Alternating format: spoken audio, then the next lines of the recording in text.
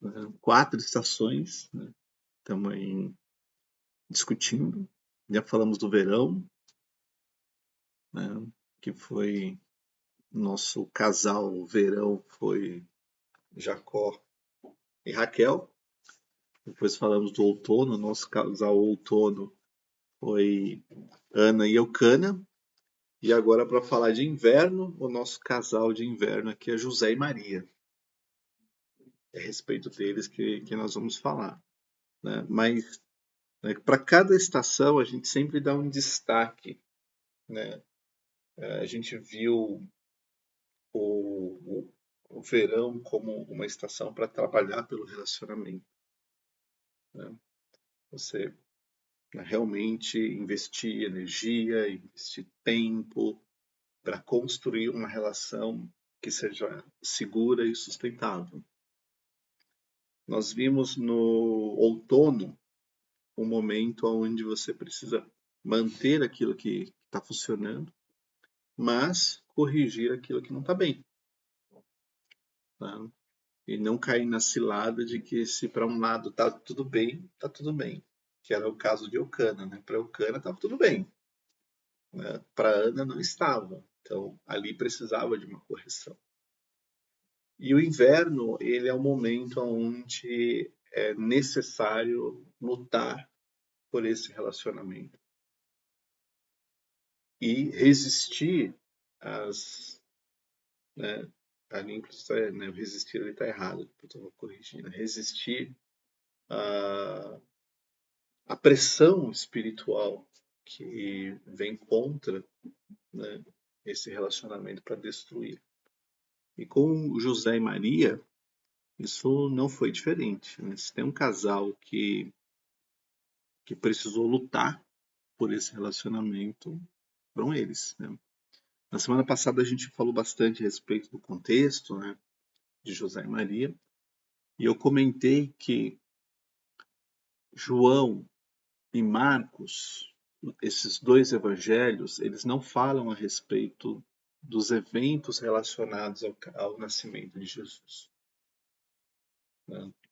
João e Marcos não dão detalhes a respeito de como que foi a ocasião, né? A gente vê esses eventos acontecendo, sendo, né, descritos, na verdade, em Mateus e em Lucas. Com um detalhe muito curioso, porque em Mateus, o foco, né, desses eventos, né, quem é mais mencionado nesses eventos é José, em Mateus. Em Lucas, já é Maria, né? Não que José não seja mencionado, ou Maria não seja mencionado em um outro, mas o foco, sabe? Se você pegar esses textos, você vai ver que é curioso, né? Mateus dá um zoom, assim, né? Um destaque mais significativo para José, e Maria tem o seu destaque no Evangelho de Lucas. Sabia disso, Marquinhos? Eu não tinha prestado atenção, né? Muito bem. Aí eu pergunto para vocês, quem que recebeu a notícia primeiro do nascimento de Jesus? Foi José ou foi Maria? E aí? Uma boa pergunta, né? Essa pergunta é boa, né, Marquinhos? É, foi Maria. Maria que recebeu, né? Porque se José descobriu que ela estava grávida, era porque o anjo tinha contado para ela que ela ficaria grávida e, consequentemente, a barriga começou a aparecer, né? Mas vamos lá para o texto, que eu acho importante a gente olhar o texto juntos, né? Vamos pensar primeiro pelo lado de José. Aqui a gente está em Mateus, no capítulo 1, né? Versículo 18. Né? Dá para ver daí? A letra tá boa? Aí, Paulo, dá para ver bem, hein? O nascimento de Jesus foi assim. Maria, sua mãe, estava comprometida para casar com José. Então, pensa que esse comprometimento é como se fosse um noivado. Então, quando um casal decidia se juntar mesmo, casar, Não tinha que ir no cartório registrar a intenção do casamento. Você chegava, né, o homem chegava para a família da noiva, da mulher, né, e oficializava o interesse, né, no casamento, e esse interesse virava um compromisso. Então, a partir daquele momento, esses dois vão casar. Né? E meio que nessa ocasião, eles fixavam a data. Se ia ser um ano, se ia ser mais, se ia ser menos. Enfim, nessa ocasião, combinava. E a partir daí, era, apesar de não ter formalizado o casamento, mas já era um compromisso onde dissolver era ruim para ambos os lados. Então, era um noivado, mas um noivado que não podia ter rompimento. Era numa direção só, tem que casar agora. Se comprometer, vai até o fim. Tá? Então, quando o casal tomava essa decisão, era uma decisão definitiva, porque para a sociedade era um comprometimento. Ali, apesar deles não estarem mais, né, num relacionamento ali de descoberta, essas coisas todas, ali agora tinha que concluir no casamento. Então, ela estava comprometida para casar com José. Na semana passada, a gente viu algumas teorias, né, de evangelhos, não canônicos que dizem que José era viúvo, era mais velho, tal. Ou vamos nos apegar ao texto. O texto aqui não menciona nada disso, então vamos continuar aqui. Né?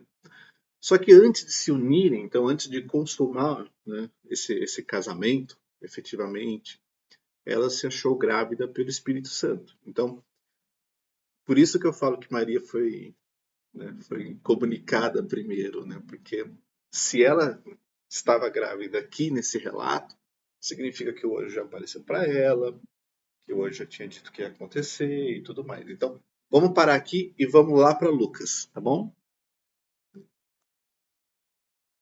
Vamos trocar de livro e vamos para Lucas, capítulo 2. Então, vou voltar aqui. Isso. Primeiro a gente tem o nascimento de João Batista, e aí o nascimento de Jesus é anunciado. A gente está no capítulo 1. Então, quando Isabel já estava no 6º mês, né, o anjo Gabriel ele vai para a cidade, né, de Nazaré, lá na Galileia. Então, Maria já morava ali na Galileia, já era da cidade de Nazaré. Tá? Então, o anjo chega lá e tinha, então, um homem que tinha um compromisso em casar com um homem da casa de Davi, cujo nome era José. E a virgem se chamava Maria. E neste momento aqui, é que então Maria recebe a notícia, né, de que ela ficará grávida e dará à luz um filho, e já recebe orientação. Esse menino precisa se chamar Jesus. Tá? Então, os pais não escolheram o nome de Jesus. Já veio no pacote. Né? Então, certo, Marquinhos? Já chegou no pacote e falou assim: ó, vai ficar grávida e o nome da criança tem que se chamar Jesus. E aí, no capítulo, né, um pouquinho mais para frente, nesse capítulo, né, no versículo 34, né, ele fala: como que será isso se eu nunca tive relação com homem algum? Então, a questão que Maria estava levantando aqui é: mas isso não pode acontecer antes de eu casar, né? Porque eu não tenho relação com nenhum homem. Então, a dúvida aqui é: não pode ser antes, né? Porque antes eu nunca não tenho relação com nenhum homem.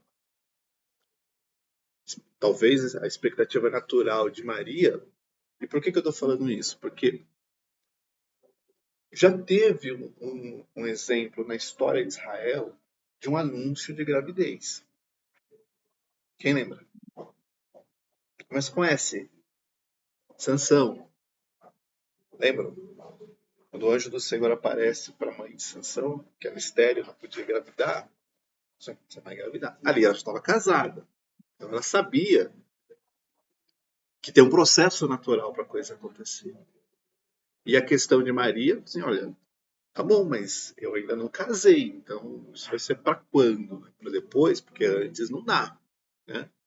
E aí o anjo responde que o Espírito Santo virá sobre você, o poder do Altíssimo vai te envolver a sua sombra, e por isso também o ente santo que há de nascer será chamado Filho de Deus. Então, o que o anjo estava explicando ali para ela? Olha, não vai ser por vias naturais. Então você não vai ter uma relação sexual que vai resultar nesse casamento, nessa gravidez. É o Espírito Santo, ele vem, o poder do Altíssimo te envolve com a sua sombra e você vai ficar grande. Nunca na história da humanidade uma coisa dessa aconteceu. Naquela época todo mundo sabia como se tinha filhos, né? O casal tinha uma relação sexual. E se a mulher, né, pudesse ter filhos e tivesse no período fértil, naquela ocasião, ela engravidaria. Aquilo é uma coisa que nunca aconteceu. Maria, a gente vê pelo texto que Maria, ela recebe bem, ó. Aqui está a serva do Senhor, que aconteça comigo conforme a sua palavra. Então, olha a coragem dessa mulher de experimentar uma coisa que tinha acontecido com nenhuma outra. E de pensar o seguinte, olha, eu vou engravidar antes de casar, uma sociedade que isso não é bem visto, né?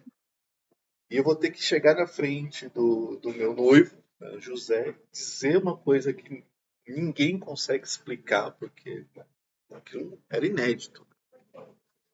Mas ainda assim, a gente vê uma jovem decidida. Aconteça comigo conforme a sua palavra. E às vezes, né, a gente chama a atenção pelo seguinte: às vezes Deus fala conosco. E aí Deus coloca na nossa frente uma coisa que aos nossos olhos parece impossível de acontecer. Maria não teve medo de dizer: eis-me aqui, aconteça comigo conforme a sua palavra. Não se preocupou muito com a sua reputação, não se preocupou muito com, né, o efeito que isso poderia acontecer no seu relacionamento. Vocês percebem que José poderia falar muito bem, falar assim, ó, isso aqui eu não concordo, não. Aqui tem coisa, né? Ela não chegou e falou assim, posso conversar primeiro com meu noivo? Né? Porque aqui não é uma coisa que eu vou conseguir resolver sozinha. Você vê que não, ela simplesmente disse, vamos para cima. Né? Agora vamos voltar lá para José. A história podia ser apedrejada. Oi? Ela podia ser apedrejada. Olha, apedrejada não, porque o apedrejamento só se daria se fosse um adultério, né? Mas que ela seria rejeitada por todos os homens daquela sociedade, isso com certeza. Isso com certeza. Então a reputação dela ali estava em jogo. Assim, algo do tipo, olha, se isso der errado, eu já não caso com mais ninguém. Né? Porque ninguém vai querer casar com uma mulher que não sabe quem é o pai. Ou que vem com uma história de que o pai é o Espírito Santo que chegou e fez essa obra. Quem ia acreditar? Vamos voltar então para Mateus.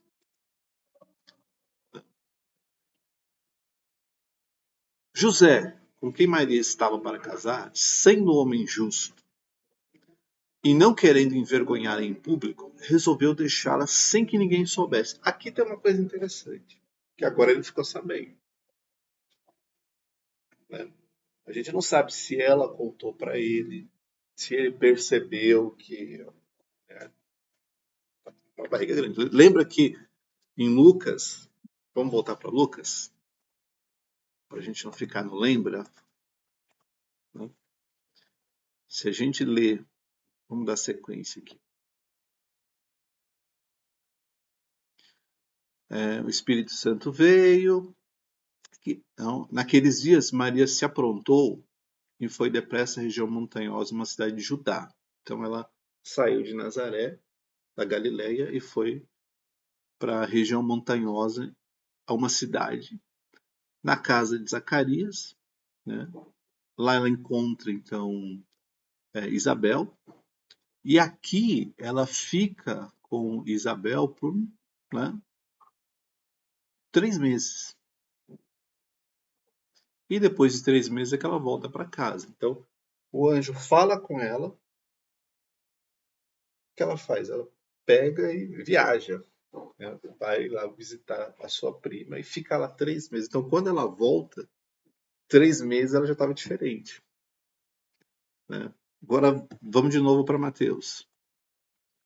Então, se ela contou, não contou, se José percebeu, enfim, o fato é que quando chega neste momento aqui, José não comprou aquela ideia. Assim, não, essa mulher ficou 3 meses fora, agora volta dizendo que está grávida. Vocês estão percebendo, né? Sai, fica 3 meses fora, volta e agora está dizendo que está grávida do Espírito Santo, né? Ou que pelo menos está grávida. E aqui ele diz o seguinte, né? Mateus, quando está narrando esse texto. Sendo um homem justo, José, não querendo envergonhá-la em público, resolveu deixá-la sem que ninguém soubesse. Aqui tem uma explicação, porque ele poderia chegar em público e dizer, olha, essa mulher está grávida e esse filho não é meu. E aí, em público, ela ia ser envergonhada, porque ela seria uma pessoa que tinha um compromisso, tinha um acordo, e quebrou esse acordo e engravidou de um homem fora desse relacionamento. Isso para ela ia ser terrível, ia acabar com a reputação dela. Só que ele não queria fazer isso, porque ia ser muito ruim para ela, numa sociedade onde aquilo ia ser o fim da linha para Maria. Ela ia ser percebida como uma mulher infiel, né, uma mulher envergonhada pela sociedade, porque estava num relacionamento, não honrou aquele compromisso e engravidou de um outro homem. Então, o que ele queria? Vou deixá-la sem que ninguém soubesse. Vou quebrar esse acordo. E por que ele pensou dessa forma? Porque aí, ao invés do problema ser Maria, o problema é ser José. Olha só, José engravidou a moça e não quer mais casar. Estão entendendo, né? Engravidou Maria, atravessou o compromisso dele e agora abandonou a mulher grávida. Ele preferiu, nesse momento, ser taxado do safado sem vergonha, o cabra safado, do que ver Maria com essa situação. Porque ele ia deixar em segredo. Assim, não conto nada, não digo que nem é meu e que não é. E pelo menos ela não vai ser exposta publicamente a uma situação de vergonha. Nessa, né, ele estava pensando, olha só o versículo 39, ele estava refletindo. Então ele já estava meio que dizendo, não, vou achar ocasião para... Né, eu poderia talvez mudar de cidade, talvez poderia deixar de visitá-la, né, poderia dizer que não vai mais publicamente, não quero mais casar, né, tô arrependido. Enfim, ele estava refletindo, então a decisão estava caminhando para onde, Marquinhos? Para largar Maria, né? Né? Aí o anjo fala, não, vamos voltar lá porque... Né? E aqui é curioso, porque no caso de José, o anjo aparece em sonho. No caso de Maria foi diferente. O anjo apareceu para Maria. Falou com Maria. Aqui, no sonho, o anjo do Senhor apareceu e disse, não tenha medo de receber Maria como esposa, porque o que nela foi gerado é do Espírito Santo. Eu imagino o José falando, não é que é verdade esse negócio do Espírito Santo? Né? Não é que é verdade? É. E ela dará à luz um filho, e você porá o nome dele de Jesus, porque ele salvará o seu povo dos pecados dele. Então você imagina que Maria recebeu a orientação, ó, o nome é Jesus. Esse é o nome. E José também. Então não tinha como dizer, mas por que Jesus? Não pode ser outro nome, né? Sabe? Né? Escolha de nome, né? É uma escolha que tem que ter um acordo, né? Dos lados, né? Não posso querer colocar um nome e a minha esposa colocar o outro. Tem que chegar num acordo, né, Val? Tem que chegar num acordo, né?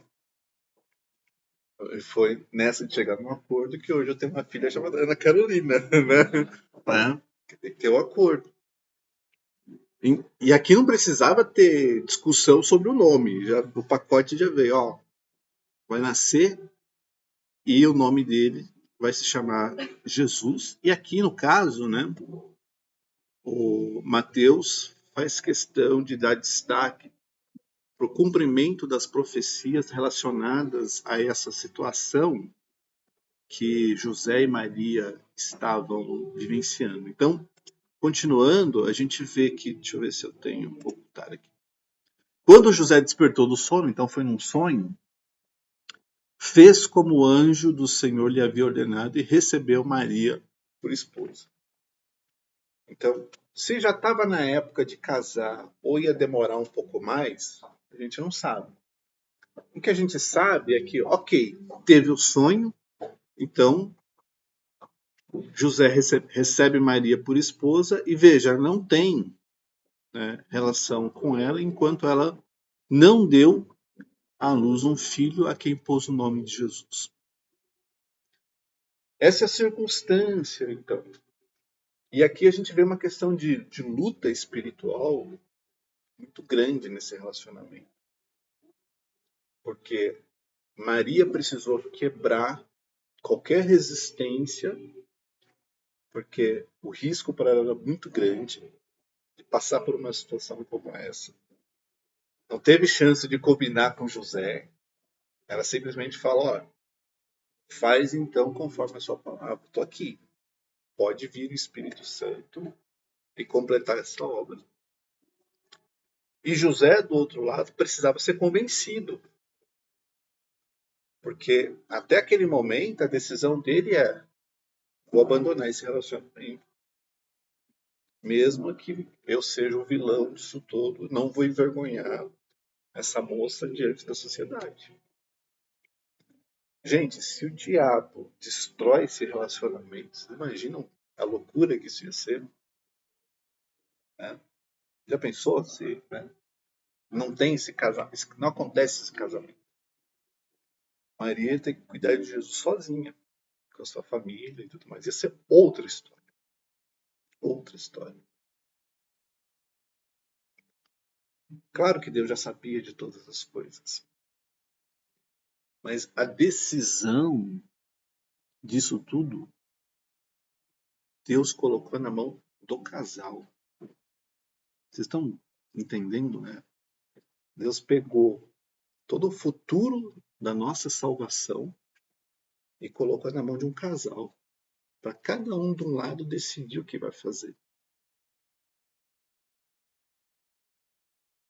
De novo, Deus sabia todas as coisas, né? Escolheu o casal certo. Mas olha a responsabilidade. Aquele casal não tinha ideia de que eles estavam tomando uma decisão a respeito do futuro da nossa salvação. Porque se Maria fala não, hoje tem que procurar outra virgem, né? E se José fala não para Maria e também para o anjo, assim, não, isso aqui para mim não dá. Isso aqui para mim está fora da minha compreensão. Não consigo entender, não consigo concordar, não consigo aceitar com isso. Gente, era outra história. Era outra história.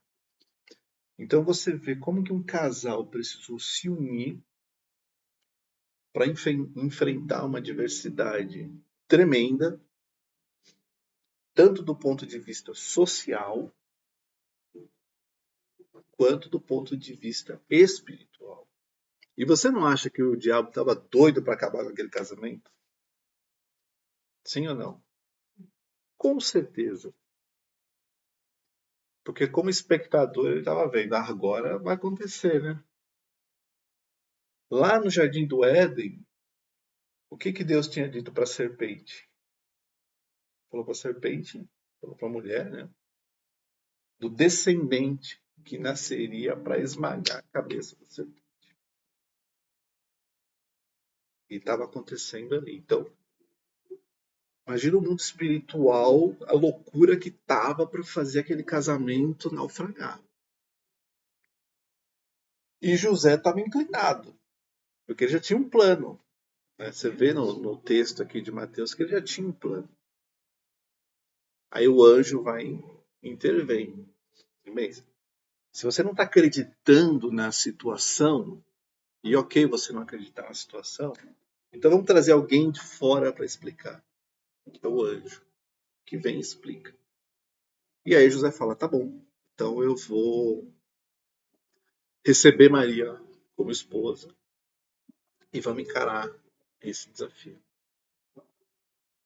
A gente não sabe se estava perto ou muito distante da data do casamento deles. Mas a sensação que dá pra gente é que talvez não tivesse no plano de José antecipar nada. Mas ele recebe, vamos casar já, né? E tinha que ser logo, porque imagina o seguinte, ele não podia esperar a data original que a gente não sabe qual é, porque a barriga... José, eu sou pai de Maria para José, você tá aqui. Vocês vão casar quando? Ah, vamos casar tal dia. Mas e essa situação aqui? O que é isso, né? Então, ele não podia, ele tinha que... Se tinha um plano para casar, esquece o plano. Vamos fazer isso já. Porque senão ia ficar difícil de... Né? Então traz a Maria para dentro de casa e ninguém precisa saber, né, da onde que foi esse casamento, ou essa gravidez. Tá tudo certo. Tá aqui em casa, faz de conta que é processo normal. Então, né, se José tinha um plano para aquele relacionamento, ele teve que mudar o plano.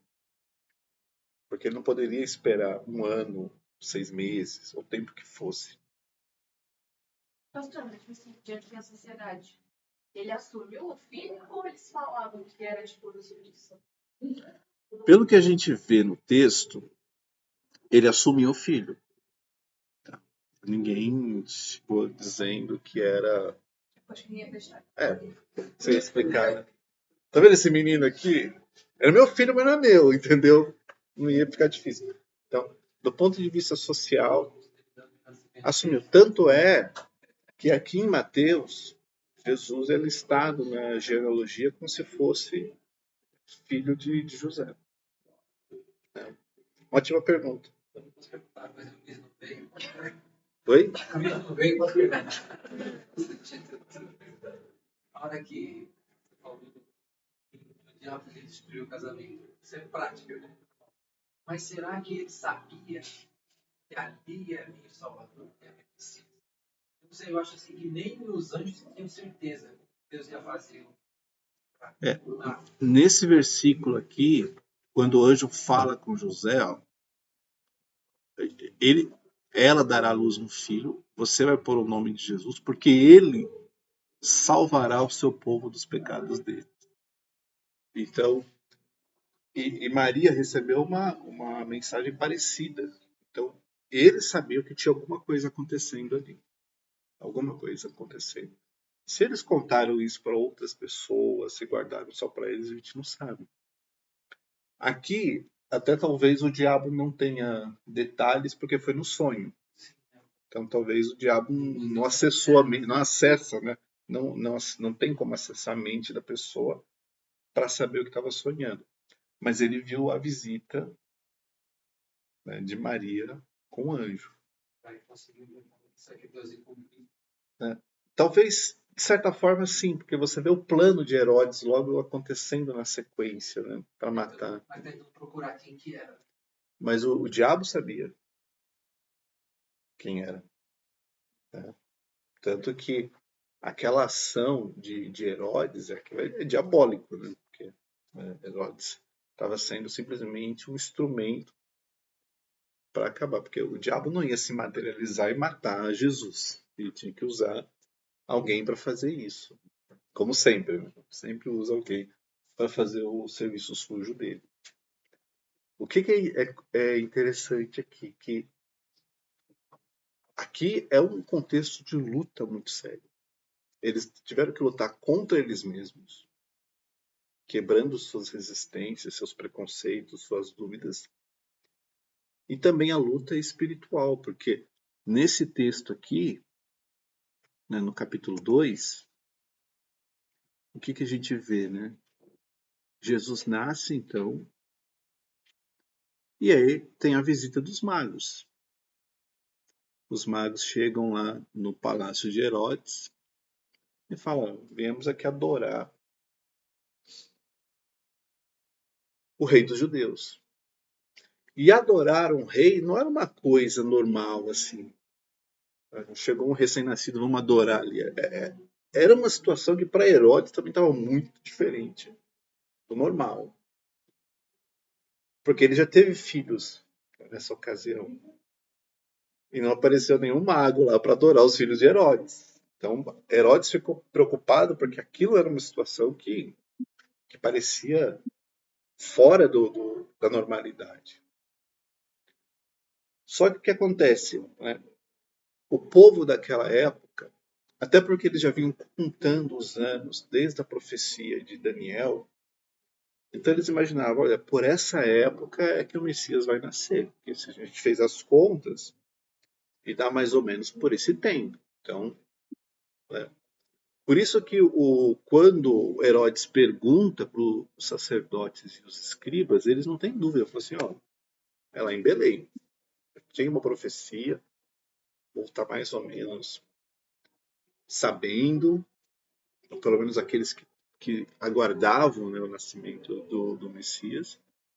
E aí, os anjos, os magos vão, e curioso, turma, porque não são 3 magos, ou 3 reis magos.